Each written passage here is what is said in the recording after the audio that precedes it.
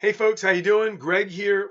This is the assignment for 1 week from today, March 28th. What you're going to hand in is another paragraph description of a 3-scene storyline for Modern Family. Now we're really trying to work on taking a break from scene writing and get into story creation, okay? And I'm going to handle a couple issues here in this video to try to help you with that. But the ultimate goal is a well-written 3-scene, it might be 6 sentences long when you describe it in a paragraph, story. Okay, when you write it, when you bring it to class, you're going to have the prose version, which means the sort of the regular paragraph treatment. This is what happens, then Phil does this, then tomorrow Phil does that, and then in the third scene, you know, Mitch wakes up and he does this, and he's at the store and gets arrested. Whatever it is, then you've got your 3 scenes in diagram form where you're capitalizing verbs. One of the reasons I do that is because I'm hoping to remind you when you go back and I'm hoping that you'll see for yourself when you go back and you look for actions within the paragraph you've just written, you'll be like, oh, that's not an action. Somebody had Phil worries, capitalized. That's okay, everyone does this. Somebody had Claire feels bad. Well, we're past all that, okay? If you're putting it in caps, it's because it's an actual action that somebody takes. Okay, not just a feeling they have. Yeah, you could actively worry, but you know what? Worry is not a great strong verb. Instead, you'd have to say Phil debates whether he does this. You know, debates with himself over whether he should buy a dog or not, so that I know it's active. Okay, or Claire, you know, insults Haley. Claire kisses Phil. Actions that have dramatic importance. Claire ties her shoes is not relevant unless tying your shoes is going to have meaning in the scene and affect somebody or her somehow. If it's just, you know, a small action like opening a door or entering a room, you don't worry about that. That's not what we're looking at. We're looking at dramatic actions, okay? So you're going to write this document very similar to last week's, but you can put more effort into it. You're going to focus on telling a good story with these elements, okay? Goals, stakes. Almost everybody was missing stakes. Find stakes, okay? Find them. Make everything deeper and more important, all right? Saying that somebody insults somebody and, you know, hurt somebody's feelings because they made Jay feel old is one thing, but it's yet another thing. It has much more in the way of stakes if Jay then feels bad, so he goes to join a gym, so he felt old, so he did this. You see what I'm saying? Everything's got to get a little bit deeper and matter to them. Or if Jay thinks that Gloria might, you know, not be romantic towards him or might want to divorce him because he's old, if that worry is presented to him, then the stakes go up for Jay. Okay. You're going to have goals. You're going to have stakes in your 3-scene storyline. You're going to have actions. Nobody plays defense on this team. Okay. No more scenes where Manny wants something from Haley and Haley's like, no, later. I won't do it. No, later. I don't really want to. That's just playing defense. It doesn't advance the scene. Everybody plays offense. Everybody's got their own agenda. Okay? Everybody wants something from somebody. All right? And try to be funny. Really try. And sometimes funny is details. You guys will write things in scenes that are the beginning of something funny, but you didn't fill out the details. The specifics can be funny. We talked about that. Scenes 1 and 2 should have what happens next at the end of them. Scene 3 doesn't need it because you're resolving. But scenes 1 and 2 should end with me wondering what happens next, even in a 1 or 2 sentence description of the scene. Okay? Okay? I'm not done yet, however, because the last thing I want you to worry about is characters have to be believable. They have to sound like themselves. I want you to show me that you can master the character's voice. If you write a scene in which Jay becomes a salsa dancer, I'm going to have a hard time buying it unless there's a really good reason or the stakes are really high. Or Gloria said, if you can't dance salsa, I ain't going to kiss you again. All right? Right? If you write a scene in which Claire is really, really cruel to other people, I'm not going to buy it. Yes, she's brisk. Sometimes she's pushy. But is she really cruel to her kids? Not for the most part, no. Don't write something you don't think that they could shoot. That would be real. Don't write something the actors would go, that's not me. That's not Claire.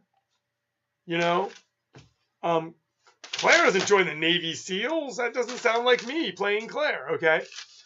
So that's it. Now, In class, you're going to read it out loud. You're not going to read the lower version, the diagrammed version that you also. You're going to read the prose version, the treatment description, which might be 5-6 sentences max of your storyline. You're going to read it out loud and you're going to pitch it.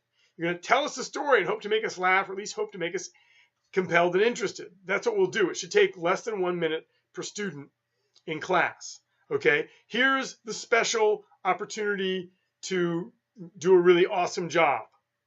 You could videotape this 1 minute or less story, and you could email it to me, leading up to class. If you want to do it tonight, tomorrow, Friday, Wednesday night, Thursday night, Friday night, or Saturday day, you can send it to me by, dinner time Saturday night. Don't send me anything on Sunday. Okay, as we get closer to class. All right, you can send it to me by dinner, by 6 o'clock on Saturday night. Write this out.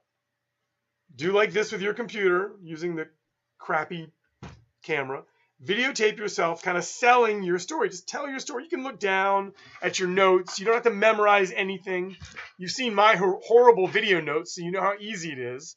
It doesn't matter if you make a little mistake. It doesn't matter if you're if you have an ugly backdrop with a lightning bolt, wherever it might be, none of that matters to me. All that matters is that you just kind of say the thing out loud and deliver it in a way that you're trying to get me involved. Sell me on it. And then I'll send you notes. I'll probably write them. I might videotape them. I'll send you notes. I'll be like, hey, that's good, but you really need to work on that second scene. Whatever it might be, okay? This will help you for Wednesday, okay?